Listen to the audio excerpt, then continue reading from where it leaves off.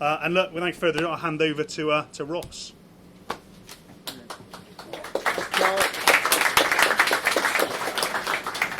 I'm not asking for money, so that's quite handy. It's a good place to start from, isn't it?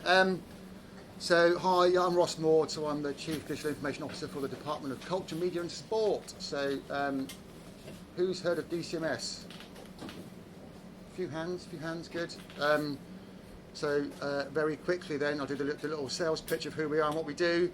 So we are a government department in Whitehall. We look after culture, media and sport. Until February, we also looked after digital, which was the whole cybersecurity for the UK economy, Centre for Data Ethics, the Office for AI, and a whole bunch of other stuff to do with delivery of broadband. But there's been a machinery of government change in February to move the digital part to the Department of Science, Innovation and Technology. So we're back to our old role of being the Department of Culture, Media and Sport. What does that mean? So I've got to be really clear here. So this is stuff that I pulled from public documents, right? And it's a bit of a civil servicey thing. This is not official statistics, right? So you can't quote it all in papers, but there is a link on the slide to where you can get that public information. So the big thing really is that we look after a surprising amount of money. So as a department in Whitehall, we manage the grants, circa £8 billion that go out to the sectors. And those sectors are about 8% of the UK's GDP. If you think about the creative industries, you think about sport, you think about arts, heritage, tourism, think about the BBC, broadcasting, look after them as well. And all that money is managed through 42 arm's length bodies or agencies. So we're quite small, and we can kind of sit there and we develop policy. So I don't know how many of you will have kind of understand the Whitehall process, but we develop the policy of the government that they want to deliver. We help them form the outcomes they want, and then we use the grant funding through our arm's length bodies to deliver those outcomes. So it's a lot of money.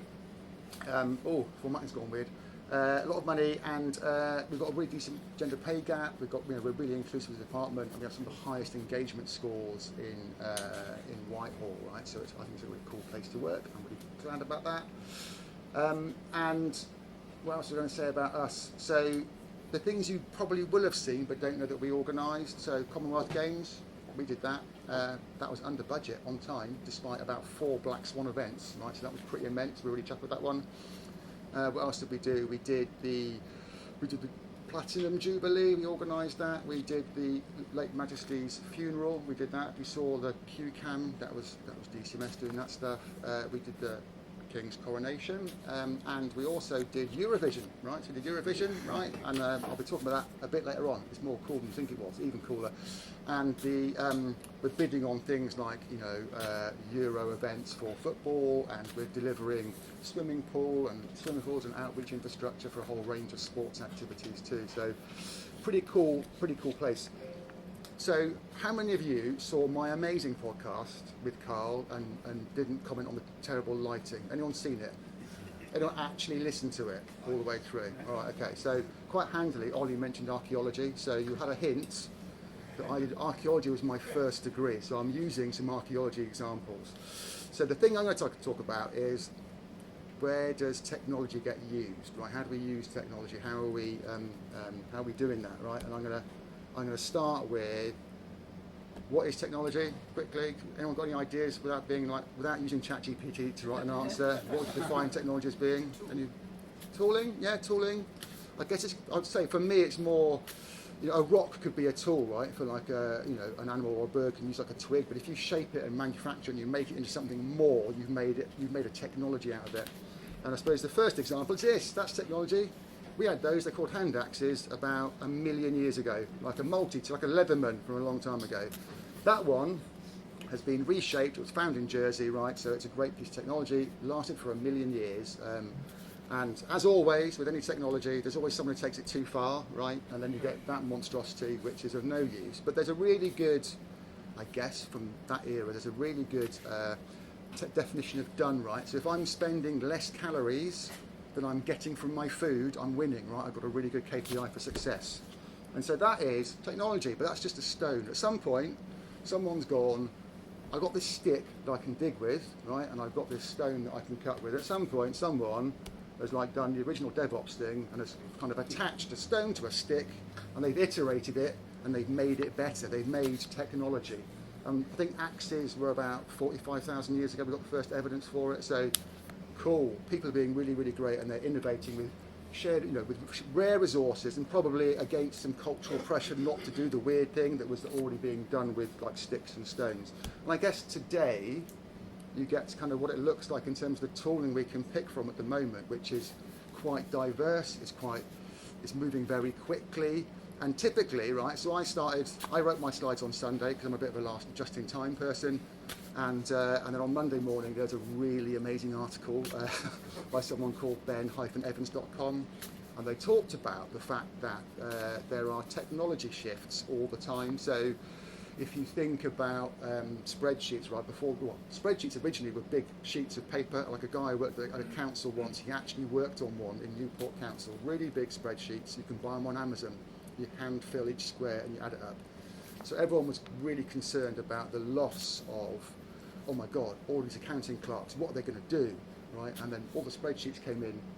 There are more people in finance now than there were when spreadsheets came in, right? So there are always jobs being displaced by new technologies, and it causes anxiety. I'm totally stealing from Ben Evans' point now, because we know jobs are going, they're being displaced, right, to Oliver's point. We don't quite know yet what the new ones are going to be, and so it causes us a little bit of anxiety. And I guess that's where a lot of people are feeling at the moment about things like AI. We know the displacement, but we can't foresee what it's going to look like for all of us.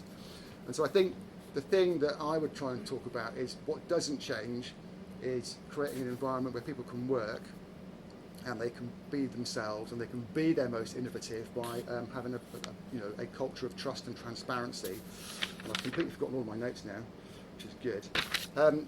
And so, yeah, great, right? So here's again something else I stole off the internet. I could have got it generated, but I stole it from someone else, and I've given the props for it. But really cool. It's really important that we're creating an environment where folks can make the best of the tools that are available. They feel free to experiment. They don't have the concern about failure being judgmental. And I guess you might go, hang on, Ross, you work for the civil service. I've watched the news, right? And I guess the thing I would say is that actually the civil service has got some really cool values, some core values about integrity, about like having objectivity, impartiality and honesty, about speaking truth to power, about not giving false information.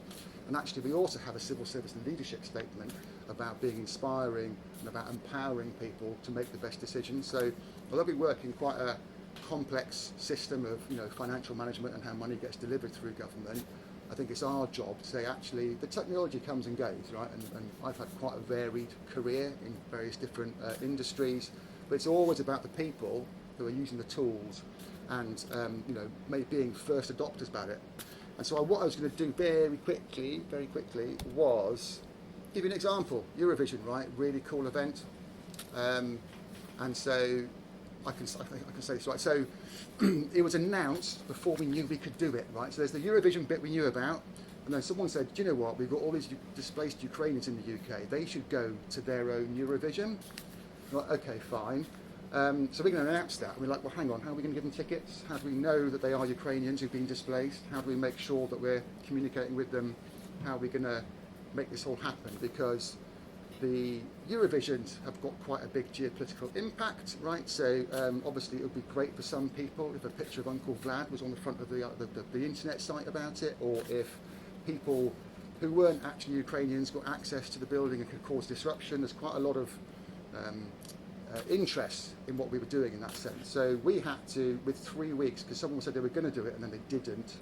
So in 3 weeks, we had to pull together a service that allowed us to collect the biometrics of people who are stating they were Ukrainians. We had to take that in, right? We had to assess that against a whole bunch of data. We had various agencies working with us to do that. And then we had to select from the 30,000+ people who applied some tickets, kind of randomly, and then we had to communicate with those folk. And we had to do it working with the Home Office, the folks who define the policy, the Eurovision broadcasters. And actually, I suppose the point I'm trying to say is that the tooling didn't really matter in that sense. We had 3 weeks to sort out a really big problem. And what it really boils down to is the fact that people really wanted this to be successful, right? And if you actually saw the Eurovisions and you saw the Ukrainians in the crowd at their own Eurovision contest, celebrating, I think it was really quite powerful. And we had to build services very quickly. We had to make sure that they were well defended. As I mentioned, there's a lot of interest in that particular set of services. And that was a team. That was a team who just kind of got on with it, used their networks, spoke to their contacts, were basically given free rein. Look, we've got 3 weeks. There's a really clear purpose to what we're doing. It's a really important task. Go and get it done. And they just kind of cracked on with it. And the key thing there was about collaboration, using your experience, your innovation, selecting some tools that were off the shelf. So we use Government Notify, free for government, so we can send unlimited text to people and emails. And we did use that to communicate. We stuck together various bits of technology, and we got a working service that only ran for 2.5 weeks, but the impact it had was huge, right? And so I guess that's kind of my shout, right? So we know this new tooling is going to come for us. You know, it's going to come here. It's going to displace jobs. I guess the one constant is going to be people and how we use it and how we basically organise ourselves and lead our teams to be successful in what's going to be an ever faster churning world. How they're going to use these technologies to the best of their abilities. And that kind of is the end of what I was going to say. So there we go. So that's it. I think it's about the people, right? Actually, the technology will change the whole time. Any questions on any of that stuff? I suppose one for me then, how do you, because I guess in recruitment we spend all day, every day speaking to people who may be looking for new jobs, and I guess when kind of all of this new technology is being spoken about, there are people kind of going, well, what's that going to mean for me?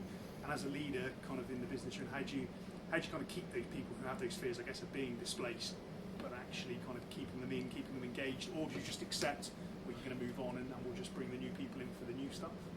No, I think it's the whole world's got. So the point I'm trying to make about we had 1 million years of hand axes, right? And then we had like 100,000 years of axes, and then we kind of got a bit of bronze on the go, and it's got faster and faster and faster. So I think ChatGPT got 100 million users in 6 months, right? It's ridiculous how fast it changes. Yeah. So the trick is not, I can't teach you about ChatGPT and AI. What you've got to try and do is, have that abundance mindset. It's a bit corny. It's a bit, it's a bit Instagrammy. But basically, are you learning? Are you interested in the world? What are you doing with your free time? Are you just watching box sets, or are you listening to cool podcasts? Are you reading stuff? Are you challenging yourself with training? Because that really is the only way to stay above the water. If you have a really fixed skill set, it might be really cool and niche, but you know what?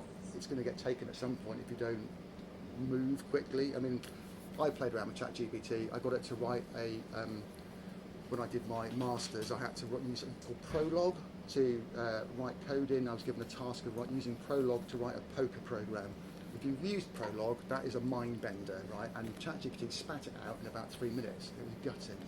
But cool, it can write a poker thing in an ancient language, but it can't pull together all the networks of people, right? So it's about developing a really broad skill set and constantly learning. It is a bit Instagrammy, but that's the real truth now, isn't it? You can't sit back on your haunches and go, hey, I've got some hardcore C# skills, because no one's using it anymore, right? You can find something else.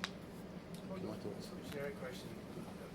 Do you think, because we talked about using it to augment what we do, is there a danger it will make us less skilled rather than more? As we become more dependent on these other things, we're going to become less able to do them ourselves, and then we'll become dependent on them.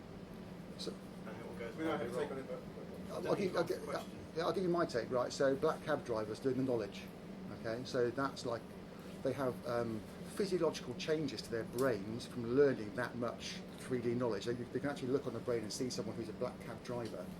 Why on earth, right? Why on earth would you spend all the years doing that if you can stick your phone on your dashboard and get a route?